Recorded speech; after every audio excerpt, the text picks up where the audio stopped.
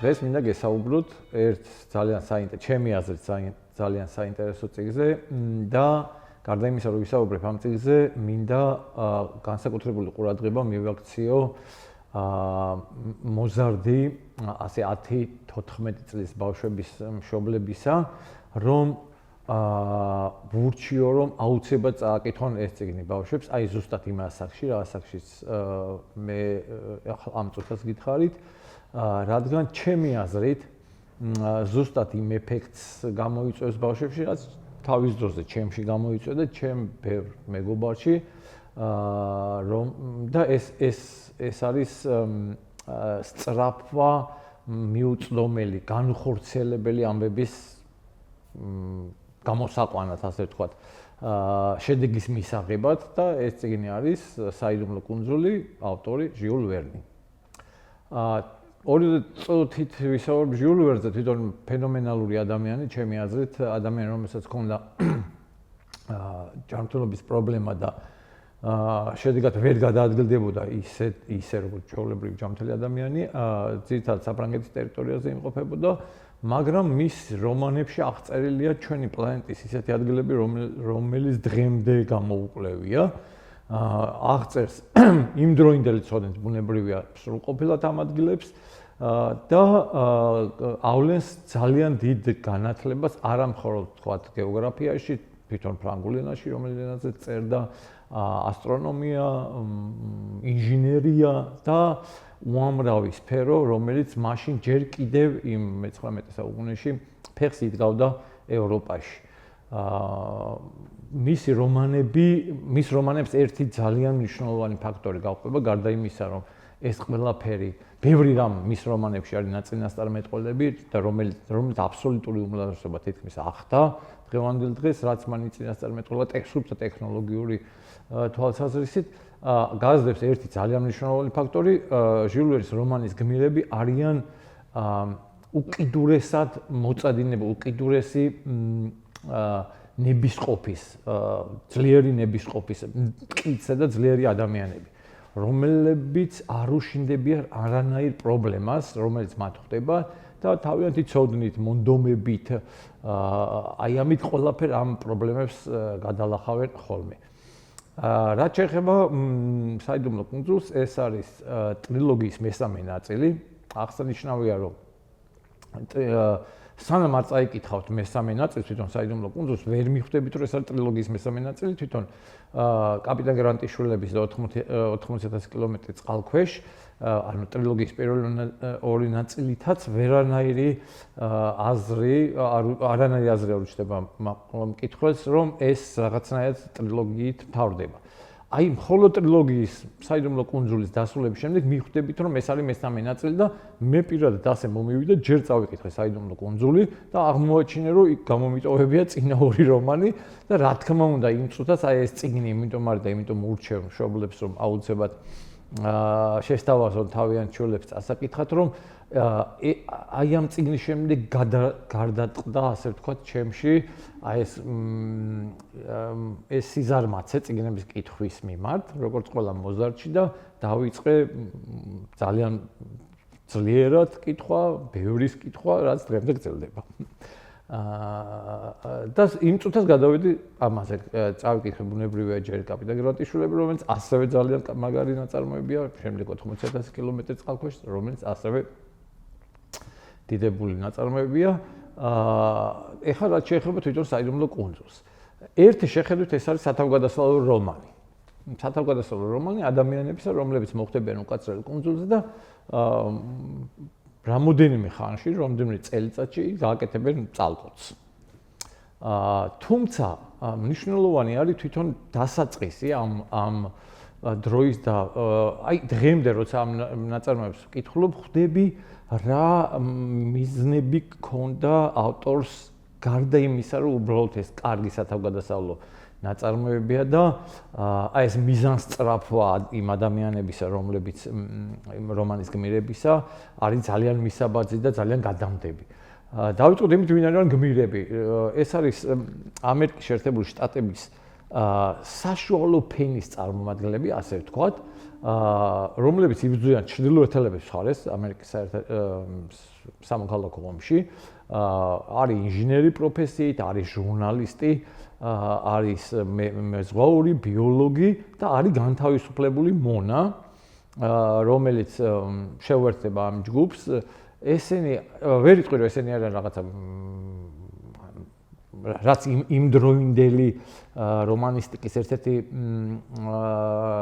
თავარი მომენტი იყო, რომ სოციალურად ძალიან დაბალი ფენიდან წამოსული გმირები ახასიათებდა მაშინ სოციალური რომანები იყო უფრო ხშირად ესე ვთქვათ მოდაში და ნამდვილად არ არიან ესენი საშუალო შეძლებულიც კი თვითონ ვთქვათ აი საირუს სმიტი შეძლებული ოჯახიდან არის ეს ბიოლოგი ჰერბერტიც და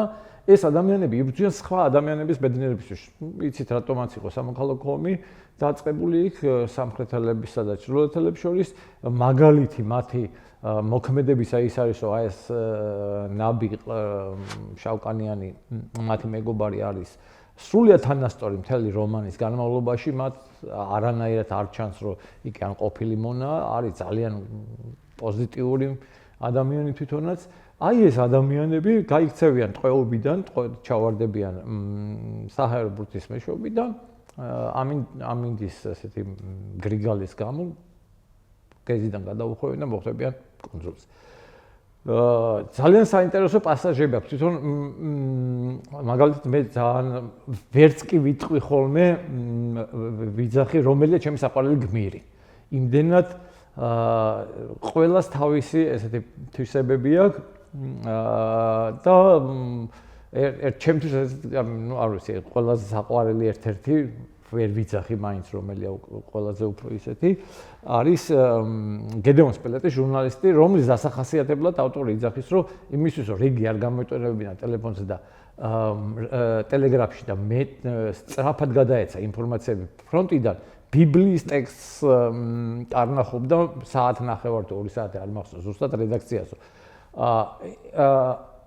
ეს არის ამ გმირების მეორე დახასიათება. ყველა ეს გმირი არის განათლებული. ყველა ამ გმირს აქვს განათლება, რომელიც ასევე მისაბაძია. ნუ საოცარია თვითონ გედეონ საირუს სმიტის განათლება, რომელიც არის პროფესიით ინჟინერი და მაშინდელი ეს ცნობილი მასაჩუსეტსის ტექნოლოგიური უნივერსიტეტის დამთავრებული ინჟინერია და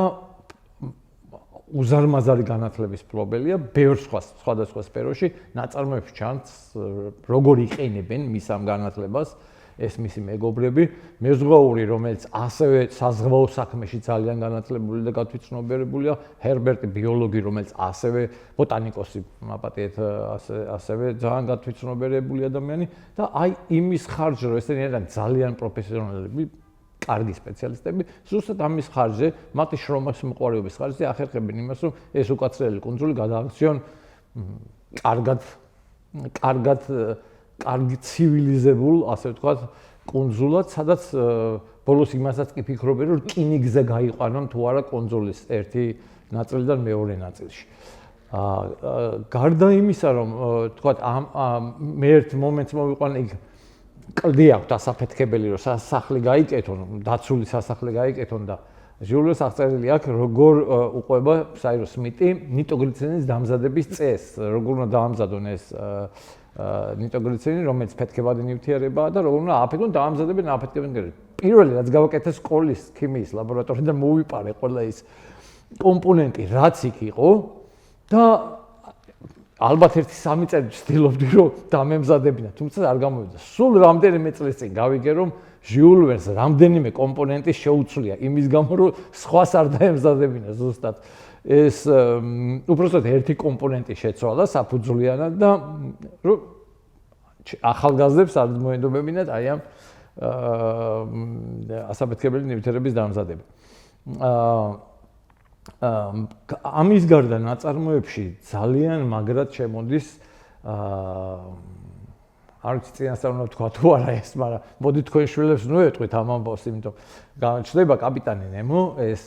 ცნობილი პერსონაჟი 80,000-დან, რომელიც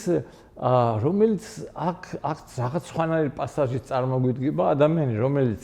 ბევრ რამეს ნანობს, ალბათ იმ ხერხს, რომელიც მან გაიღო, სხვას გააღებინა იმ თავის შულის ძიების გამო, თავისი ქვეყნის გამო,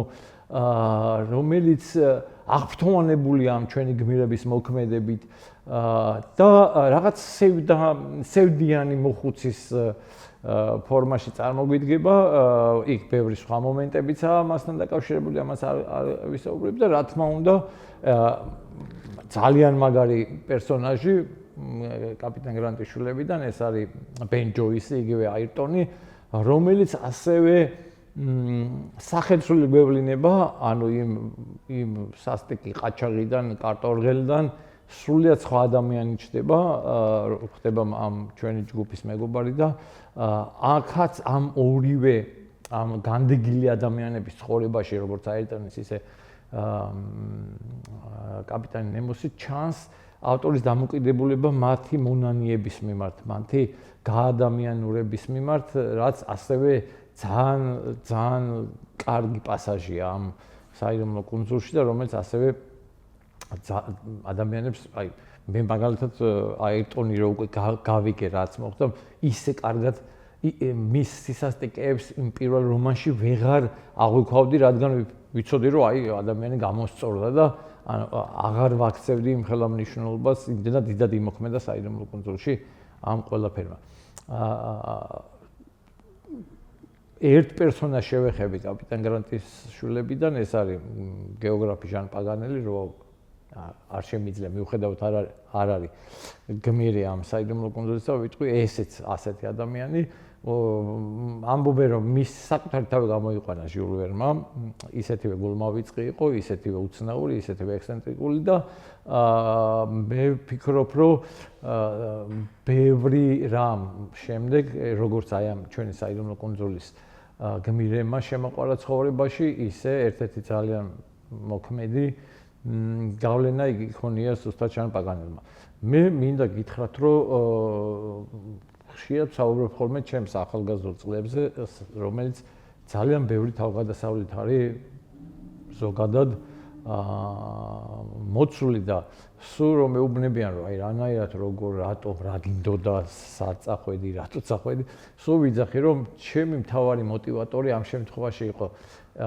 სწორედ აი ეს საიდუმლო კუნძულის გმირები რომელთათვისაც არასოდეს არ არსებობდა წინაღობა